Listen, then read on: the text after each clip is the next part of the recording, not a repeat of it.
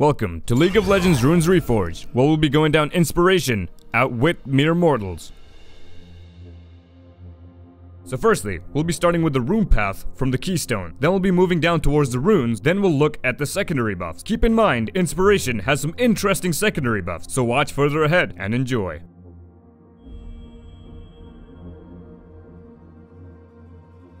Firstly, we'll be starting with the Keystone Unsealed Spellbook. Gain a Summoner Shard at 2 minutes and another every 6 minutes after the 2 minutes, and you can hold up to a maximum of 2 shards. While near the shop, you can exchange 1 Summoner Shard to replace a Summoner spell with a different one. Additionally, your Summoner spell cooldowns are reduced by 25%. When switching out for Smite, it won't grant you access to the Smite items, and you cannot have 2 of the same Summoner spell.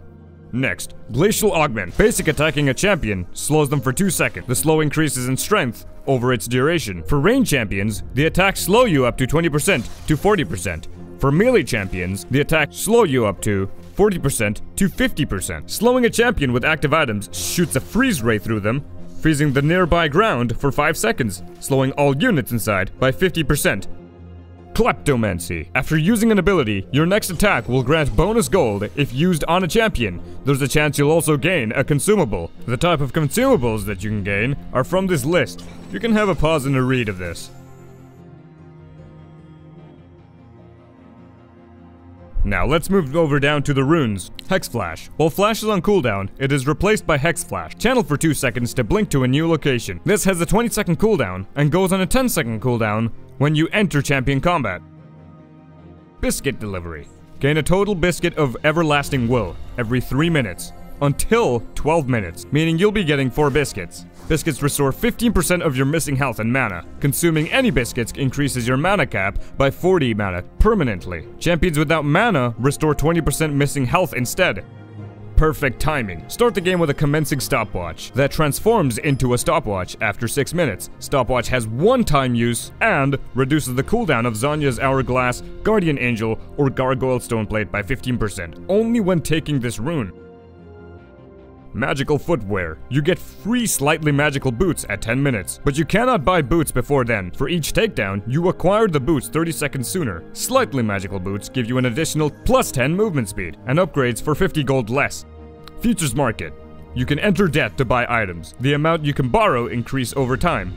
Minion Dematerializer. Start the game with 6 Minion Dematerializers that kill and absorb lane minions instantly. Minion Dematerializers are on cooldown for the first 155 seconds of the game. Absorbing a minion increases your damage by 4% against that type of minion permanently, and an extra 1% for each additional minion of that type absorbed. Meaning if you absorb melee minions, you'll be doing more damage to melee minions. If you absorb caster minions, you'll be doing more damage to caster minions.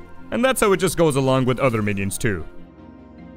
Cosmic Insight. Get plus 5% CDR, plus 5% max CDR, plus 5% summoner spell CDR, and plus 5% item CDR.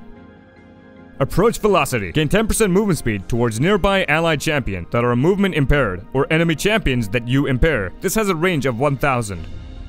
Celestial Body. Get 100 health permanently, but this will reduce 10% damage that you do to enemy champions and monsters until 10 minutes. This is good for supports that require tankiness and maybe not a lot of damage, as long as they're there to impair the enemy.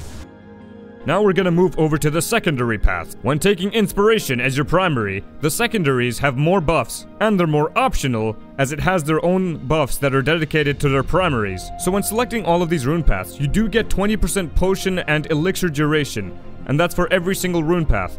But along with Precision you get 20% attack speed, with Domination you get adaptive damage, which works same with Sorcery, and Resolve gives you 145 health. Since Inspiration is completely different to the other rune paths, it gives you more of an option to choose from.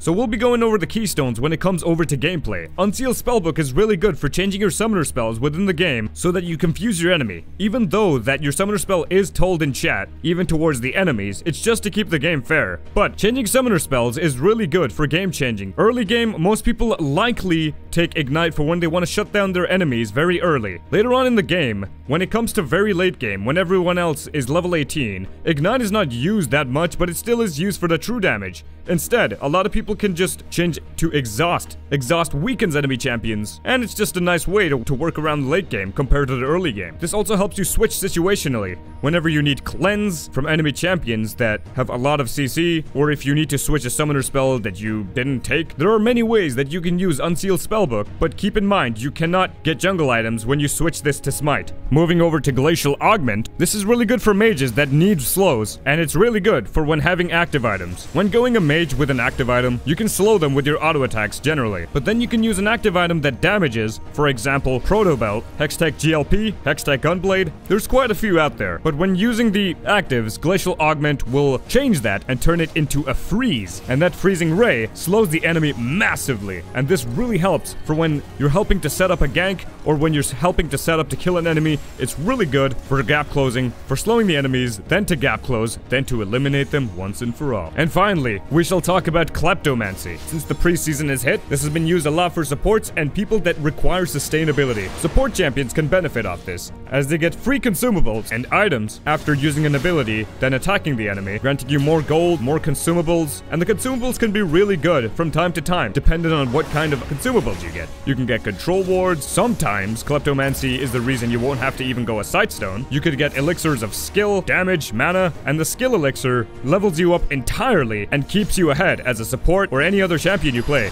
This is most likely used on Ezreal, and I recommend to use it on Ezreal because Ezreal has some crazy sustainability when he has Kleptomancy. He already does a lot of damage within this preseason, and keeping him sustained with Kleptomancy, gaining more gold to get more items, that's just a really, really strong combo. Quite some people have used this on Gangplank too, for the mana sustainability early game, to get more gold and to stay ahead. Kleptomancy can almost be used on anyone, but it really depends on how you're gonna play the game and what your playstyles are.